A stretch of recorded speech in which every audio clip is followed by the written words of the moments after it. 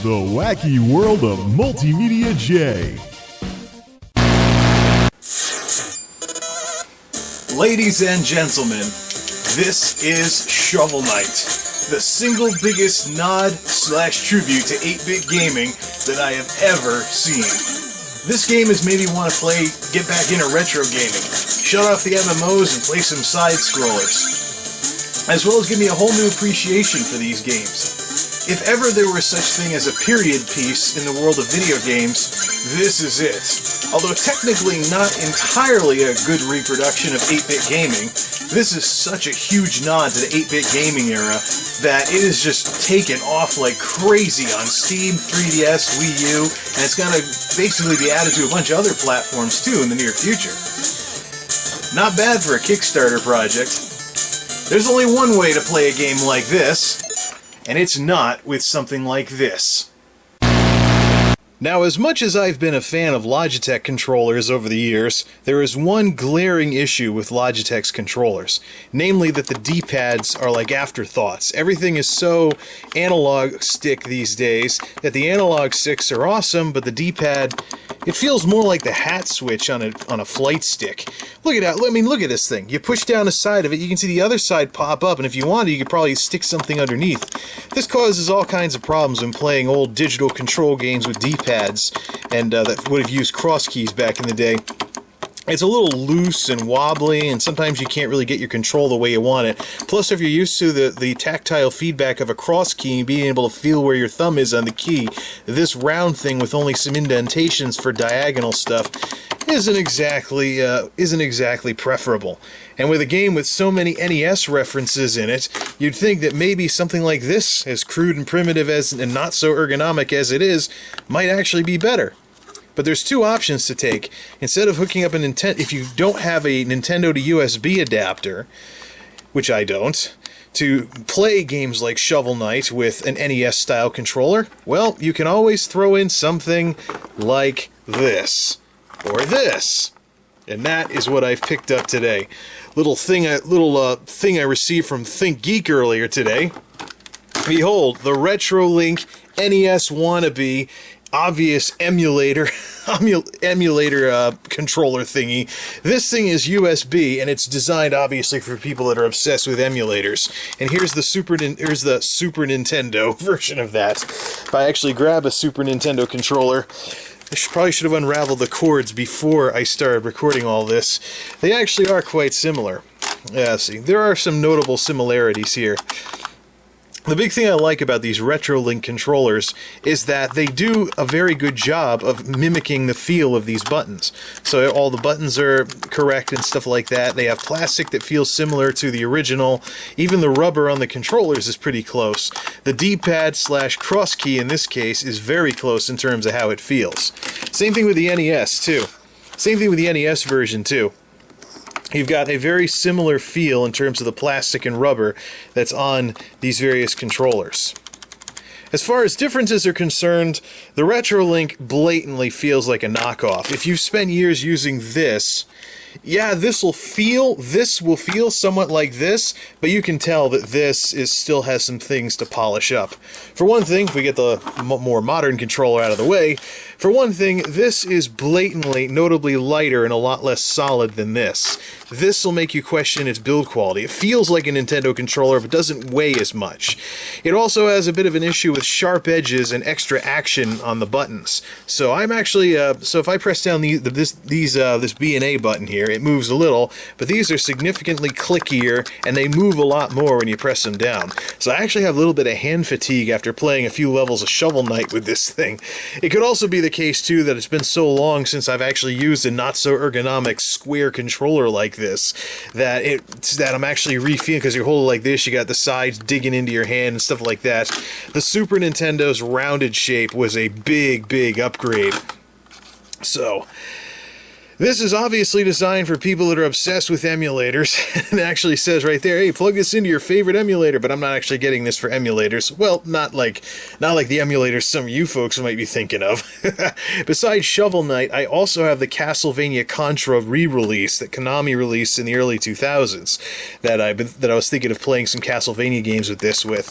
But after a little bit of fiddling around, I think that this is kind of the second best thing to just getting a USB adapter for an NES controller, to be able to use an NES controller on a system with the built-in Windows drivers and whatnot. Another difference is that the select and start buttons are higher. If we look at an NES controller, they stay very close to the controller, but we get like skyscrapers. You can see them sitting up if we turn these sideways. So between all that, also I think maybe this could have been smoothed out a little more when it was manufactured, and the color is off too. Granted, these old NES controllers are probably very, very faded, but this is actually kind of tannish, like it was inspired by someone's yellowed Nintendo controller. It feels pretty good though. It feels very close to this, but still, getting a USB adapter and an old Nintendo controller would be the most authentic way of recreating the feel of those games. And but this is not bad for a next best alternative. Before we go playing around with this retro controller, let's also talk about its Super Nintendo wannabe counterpart. Again, just like the, I also tried playing Shovel Knight with this, and of course with the significantly more ergonomic controller, this was a lot more comfortable, but a lot less authentic. Just like its NES counterpart, a real Super Nintendo controller is going to be heavier than the Retrolink knockoff. The select and start buttons also have the wrong... Oh yeah, one more thing about the Nintendo controller. You'll feel this on the back, where the roughness of Nintendo of America used to be. So, another notable difference. Alright, back to the Super Nintendo versions. To go over the differences, this feels lighter and cheaper than this. This is a lot heavier and more solid. The tactile feedback on the D-pads is spot on with these, but it feels like there's more air inside this, and this feels more solid. So it does affect the authenticity of how it feels, of how this feels when you play with it. The beveling is wrong. These aren't rounded on top, they're just flat. You see how these are flat on top versus being rounded. So they don't have this 100% yet. Plus there's more action. Plus we got more action going on. These go down like that. These you can feel them moving a bit more. Same thing with the 4 action buttons. There's more action and clickiness, so your finger moves more with this. So it's not totally like using a SNES controller.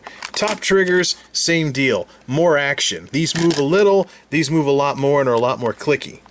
Now I don't know if maybe some of these issues might be due to quite simply the old school controllers being broken in and smoothed out, and these being new out of the box. I mean, it has been many, many years since I've played with a brand new out of the box Super Nintendo or especially NES controller. So maybe if I'm going to try using these for a bit before I go buying USB adapters for these controllers to see how they break in, if they break in and if they smooth out. Now, I think I'm going to be probably playing with the NES one a lot more than the Super Nintendo one, because I have a lot more 8-bit wannabe programs like Shovel Knight and the Castlevania Contra re-release than I do stuff that tries to make something that looks like Super NES. Either way, both run off a USB, they plug in, there's no drivers to install, it works off of the built-in drivers. I think it's Windows and Mac compatible. Linux people can probably chime in on whether there's Linux compatibility here.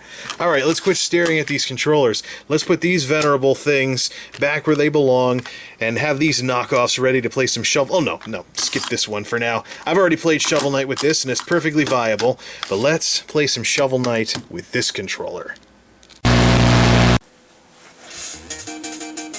Alright, now first thing worth noting when playing, of course this is the Steam version of course, first thing you're going to have to do when you start this up, if you get one of these retro controllers, after playing this with a more modern controller, the first thing you're going to want to do is go to options, because your controls are going to be all screwed up.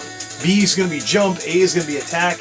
Unfortunately the controls are not standardized, so we have to go to this nice little screen right here, add a controller, almost have to add a keyboard, edit all, up, down, left, right, jump, attack, inventory, pause. There we go. Now it's going to feel a lot better. Also, the cord on this is only 6 feet, so if you need longer cords, get a USB extender cable. USB can go up to about 15 to 16 feet before it starts having technical issues. Relic input, up and attack, yeah, we're going to do that. So that way it's kind of like Castlevania. Video, no, we don't have to worry about the video. Nothing, that part hasn't changed. Let's do some playing here. Yeah, right. Got my health and magic maxed out here. Alright. Dig in. Yeah, I hope this controller doesn't dig into my hands too much. It has been a while since the last time I played 8-bit games on a regular basis, and hopefully folks don't get too ticked about the camcorder Let's Playing. The big issue with this controller, though, is because it has a proper cross key, the tactile feedback is much, much better. It's not like, say, the floaty little D-pad thing that modern controllers have. Although, to be fair, not every retro controller used a cross key. Sega controllers would often have a more traditional D-pad, especially on the Master System, where you had a square with just up, down, left, right sticking up. So, another thing worth noting with this controller in terms of the build quality, maybe because it's new, is that the controller feels like it's kind of grainy, like I'm going to finish smoothing off the controller as I wear down the buttons. So that's why I got to try this out here. And of course, the label underneath the controller, where Nintendo of America would have gone back in the day. Oh, cool! I didn't know you could attack while you're on a ladder. Yeah, I've only had this game for about a week or so. When I first started playing this, I was like, you know, I gotta get a more NES-style controller. It's got NES-ish graphics, chiptune music, things along those lines. One thing about Shovel Knight, though, is it is not a true-to-life 8-bit thing. For example, some of the parallaxy type stuff, like the parallax scrolling, the multi-level parallax scrolling wasn't too big of a thing on the NES. Yeah, see that masterful shovel jumping that I just did? That is courtesy of a proper cross key instead of a flippity-flappity D-pad. Although maybe if more games like this get released, we might see some of these controller companies decide to give a darn about D-pads a little more and stop treating them like hat switches on flight sticks. You know, we don't need loose things like that. I still think, though, because of the extra action on this controller compared to its NES counterpart, that I probably should just get a USB adapter for an NES controller. Oops. You know what, let's not try and get a ton of money this time. Let's just beeline straight to the boss and finish stage 1 here. So, yep, still using this, and I can hear the clickiness of the controls, though. The extra action is probably what's causing the fatigue, as well as the somewhat sharp edges on this thing. But it's not affecting my gameplay too much, and I'm still doing better with this than I was doing with... Alright, we're just going to skip lots of this. I basically full clear this, and just get thousands and thousands of gold, but for the sake of this video, let's just zip through to the boss. Let's see here. These things I'm lighting up are basically save points, so you can actually go back to... If you die, you go back to them. In later levels, you can smash them for extra gold, or extra plunder, spoils, whatever you want to call them. But if you die, you go back to the one that you didn't smash. And if you smashed all of them, you go back to the beginning. The first time I tried doing the King Knight stage, I ran into that quite a bit. But yeah. So yeah, the biggest issue with this controller, the sharp edges and the cheapness and things like that, I still think the best thing for me to do would basically be to get an NES adapter, or get a USB adapter for an NES controller. Alright, here's a jump that I would have trouble with a Logitech controller and the D-pad. Much, much, much easier with a cross key, so where the tactile feedback's a lot better. So far as 8-bit references go, I've played through a little bit of this game, and I've seen references, of course, not only to Mario, Zelda, Mega Man, as well as, of course, DuckTales with the down attack. Okay, the boss should be right over this. Should be right over this hill here. And of course, since I've already gotten my relics here, which are basically special attacks that run off of the blue bottle things at the top, because I've already gotten this flame relic in a later stage, this guy's a total pushover. The Black Knight! I have no quarrel with you, good Sir Knight. None shall pass. Yeah, a little Monty Python reference here, too. Da-da-da-da-da-da-da. This guy's a pushover now that I have the flame wand.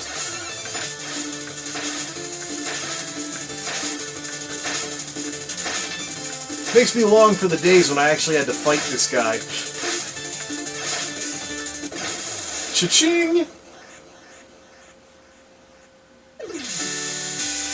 Now, if only they had an orb drop down from the guy that you had to get in order to clear the stage. Then they'd have a Castlevania reference, too. Well, at least he's not doing a tis but a scratch thing. So, anyways. We went out of focus. Whatever. Anywho, this controller is definitely worth picking up. Shut up, game. Yeah. This controller, everything's all red now. Not going to change the white balance.